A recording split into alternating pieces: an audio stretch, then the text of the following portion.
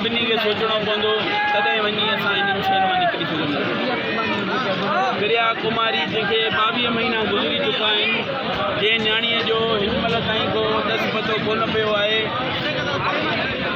शिया council जे उलमाउनि खे बि appeal कंदासीं, जेके उन्हनि जूं तंज़ीमूं आहिनि उन्हनि खे बि अपील कंदासीं।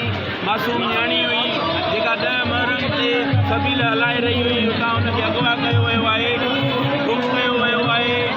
हिनमहिल ताईं हुनजो को दस पतो कोन पियो आहे। उनजे करे सभिनी खे हिन जे लाइ आवाज़ उथारणु घुरिजे।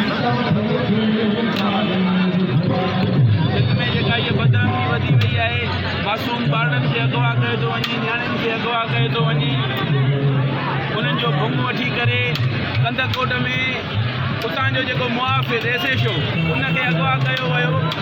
उहो एसएचओ भुम वठी करे जेको आहे माना उहो जेको आहे आज़ादु थियो आहे। हितां जी सरकार, हितां जी पुलिस इहो हाल नथो पियो आहे। उनजे करे सामने डरी वियो आहे।